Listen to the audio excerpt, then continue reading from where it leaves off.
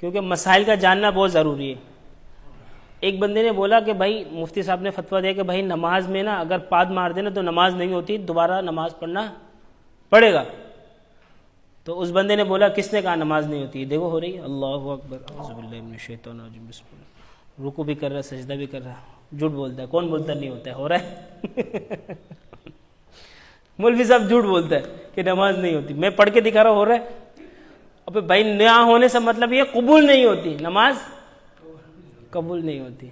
تو ہمارے ساتھ بھی ایسا ہے. ہمارے ساتھ بہت سارے معاملات ایسے ہیں کہ جو ہمیں پتہ نہیں ہے. اس میں سے جو سب سے زیادہ اہم ہے نا, ایک تو یہ ہے کہ جب ہم نماز میں امام صاحب کے ساتھ شریک ہوتے ہیں نا, امام صاحب اتحیات میں بیٹھا ہوا ہوتا ہے, ہم بھی اتحیات میں شامل ہو جاتے ہیں. جیسے امام صاحب کھڑے ہو جاتے ہیں, ہماری اتحیات مکمل نہیں ہوتے, ہم بھی کھڑے ہو جاتے ہیں. یہ غلط طریقہ ہے. کیا ہے؟ بعض علماء نے فرمایا یہ مکروہ ہے, اور بعض نے کہا مکروہ ہے تحریمی, یعنی حرام کے قریب ہے. اتحیات کا پڑھنا واجب ہے. آپ واجب چھوڑ کے ڈائریکٹ کھڑے ہو رہے. آپ کو چاہیے کہ آپ اپنا اتحیات پورا کریں, پورا کرنے کے بعد کیا کریں؟ پھر کھڑے ہو جائیں. اچھا, دوسرا مسئلہ کیا ہے؟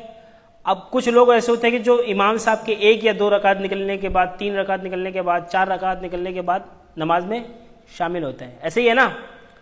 اب امام صاحب کے اوپر سجدہ سہو واجب ہو گیا. امام نے کوئی نماز میں غلطی کر لی, امام صاحب آخری رکعت میں کیا کرتا ہے؟ ایک طرف سلام پھیر کے 2 سجدہ کرتا ہے. اب وہ جو بندہ ہے جو بعد میں آیا, بعد میں چاہے امام کی غلطی اس کے نماز میں داخل ہونے کے بعد غلطی ہوئی ہو یا نماز سے پہلے, وہ جو بندہ آیا ہے نا, امام صاحب نے نماز میں غلطی کر لی, چاہے اس کے موجودگی میں غلطی کر لی یا اس سے پہلے غلطی کر لی. تو اب اس میں نا 3 صورتیں, 3. کیا ہے کہ امام صاحب جب ایک طرف سلام پھیرے نا, اور اگر اس کو پتہ ہو کہ یار میری تو نماز رہ گئی, تو اس کو چاہیے کہ وہ سلام نہ پھیرے, صرف سجدہ سہو کرے امام کے ساتھ. کیا کرے؟ سلام نہ پھیرے, امام کے ساتھ سلام, ایک طرف سلام نہ پھیرے, بلکہ کیا کرے؟ سجدہ سہو کرے. اور اگر جانتے ہوئے بھی اگر اس نے سلام پھیر دیا تو اس کی نماز اسی وقت ٹوٹ گئی, کیونکہ اس کو پتہ تھا اس کی نماز, اس کی 2-3 رکعت رہ گئے, لیکن پھر بھی اس نے سلام پھیری ایک طرف, لیکن نماز کیا ہو گئی؟ ٹوٹ گئی. اچھا, دوسری صورت کیا ہے کہ امام کے سلام پھیرنے کے ساتھ ساتھ اس نے سلام پھیرا, امام کے